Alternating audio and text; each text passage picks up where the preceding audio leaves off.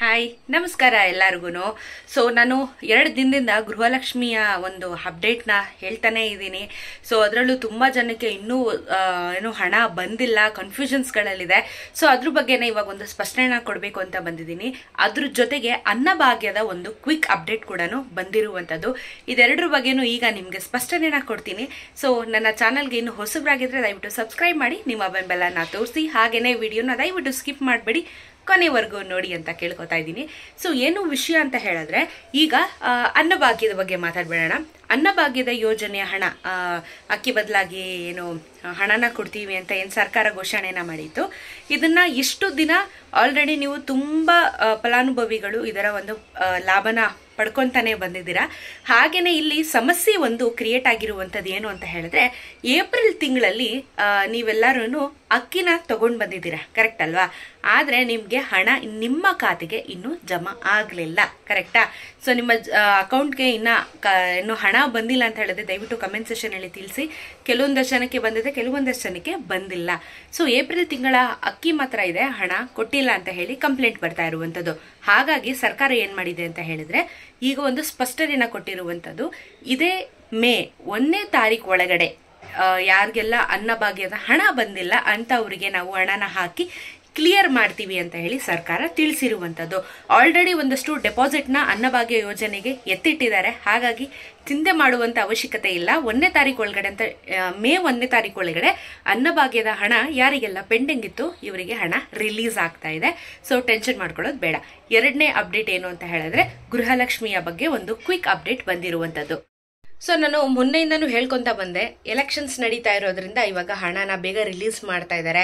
ಎಲ್ಲರಿಗೂ ಅನುಕೂಲ ಆಗಬೇಕು ಅಂತ ಹೇಳ್ಬಿಟ್ಟು ಎಲೆಕ್ಷನ್ಸ್ ಬಿಫೋರ್ ಏನೇ ಎಲ್ಲರಿಗೂ ಹಣನ ಜಮಾ ಮಾಡ್ತಾ ಇದ್ದಾರೆ ಅಂತ ಹೇಳಿ. ಅದರಲ್ಲಿ ಬೆಂಗಳೂರು ಕಡೆ ಅಂತೂ, ಅಂದರೆ ಸೌತ್ ಕರ್ನಾಟಕದಲ್ಲಂತೂ ಎಲ್ಲರಿಗೂ ಹಣ ಬಂದಿದೆ. ಉತ್ತರ ಕರ್ನಾಟಕ, ನಾರ್ತ್ ಮೇಲ್ಗಡೆ ಇರುವಂಥ ಜನಗಳಿಗೆ ಇನ್ನೂ ಕೂಡ ಹಣ ಬಂದಿಲ್ಲ. ಯಾವಾಗ ಬರುತ್ತೆ ಅಂತಲೂ ಹೇಳಿದೆ ನಾನು, 7ನೇ ತಾರೀಕು ಒಳಗಡೆ ಜಮಾ ಆಗುತ್ತೆ ಅಂತ ಹೇಳಿ. ಸೊ ಈ ಬಾರಿ 1,18,00,000 ಫಲಾನುಭವಿಗಳು ಇದಾರಂತೆ, ಯಾವುದು ಗೃಹಲಕ್ಷ್ಮಿಯಲ್ಲಿ ಎಲಿಜಿಬಲ್ ಇರುವಂತವ್ರು. ಯಾಕಂದ್ರೆ ಬಹಳಷ್ಟು ಜನರ ಲಿಸ್ಟ್ ನ ಕ್ಯಾನ್ಸಲ್ ಮಾಡಿದ್ದಾರೆ, ರೇಷನ್ ಕಾರ್ಡ್ ನ ಕ್ಯಾನ್ಸಲ್ ಮಾಡಿದ್ದಾರೆ. ಯಾಕಂದ್ರೆ ಎಲ್ಲ ಡೂಪ್ಲಿಕೇಟ್ ಮಾಡ್ತಿದ್ರು, ಫ್ರಾಡ್ ಮಾಡ್ತಿದ್ರು ಅಂತ ಹೇಳಿ ಬಹಳಷ್ಟು ಜನರ ರೇಷನ್ ಕಾರ್ಡ್ಗಳನ್ನ ಕ್ಯಾನ್ಸಲ್ ಮಾಡಿದ್ದಾರೆ. ಅದ್ರ ಬಗ್ಗೆನೂ ನಾನು ವಿಡಿಯೋನ ಮಾಡಿ ಹಾಕಿದ್ದೀನಿ. ಸೊ ಎಲ್ಲ ಫಿಲ್ಟರ್ ಮಾಡಿ ಇವಾಗ 1,18,00,000 ಜನರು ಗೃಹಲಕ್ಷ್ಮಿ ಯೋಜನೆಗೆ ಅರ್ಹರಾಗಿದ್ದಾರೆ ಅಂತ ಹೇಳಿ ಸರ್ಕಾರ ತಿಳಿಸಿರುವಂಥದ್ದು. ಅದರಲ್ಲಿ ಎಲ್ಲರಿಗೂ ಹಣ ಬಂದಿದೆ ಅಂತ ನಾನು ಹೇಳಲ್ಲ, ಅದರಲ್ಲಿ 50% ಜನರಿಗೆ ಮಾತ್ರ ಹಣ ಬಂದಿರುವಂಥದ್ದು. ಈಗ ಸುಮಾರು ಒಂದು 9-10 ದಿನದಿಂದ ಎಲ್ಲ ಕಡೆನೂ ಹಣ ರಿಲೀಸ್ ಆಗಿದೆ, ಆದರೆ ಎಲ್ಲರಿಗೂ ಹೋಗಿ ತಲುಪಿಲ್ಲ, ಕರೆಕ್ಟ್ ಅಲ್ವಾ? ಸೊ ಇದ್ರ ಬಗ್ಗೆ ಸರ್ಕಾರ ಒಂದು ಸ್ಪಷ್ಟನೆನ ಸಹ ಕೊಟ್ಟಿರುವಂಥದ್ದು. ಈ ವಾರದ ಹಂತದಲ್ಲಿ ಅಂತ ಇವಾಗ ಈ ವಾರ ಶುರುವಾಗಿದೆ, ಈ ವಾರದ ಎಂಡ್ ಒಳಗಡೆ ನಿಮಗೆ ಗೃಹಲಕ್ಷ್ಮಿ ಯೋಜನೆಯ ಹಣ ಯಾರಿಗೆಲ್ಲ ಪೆಂಡಿಂಗ್ಗಳಿದಾವೆ ಇಂಥವರಿಗೆ ಕ್ಲಿಯರ್ನ ಮಾಡ್ತೀವಿ ಅಂತ ಹೇಳಿದ್ದಾರೆ. ಯಾಕಂದ್ರೆ 7ನೇ ತಾರೀಕು ಮತ್ತೊಂದು ಎಲೆಕ್ಷನ್ಸ್ ನಡೆಯುತ್ತೆ, ಸೆಕೆಂಡ್ ರೌಂಡ್ ಎಲೆಕ್ಷನ್ ನಡೆಯುತ್ತಲ್ಲ. ಸೊ ಈ ವಾರದ ಒಳಗಡೆ ನಾವು ಕ್ಲಿಯರ್ ಮಾಡ್ತೀವಿ ಅಂತ ಹೇಳಿ.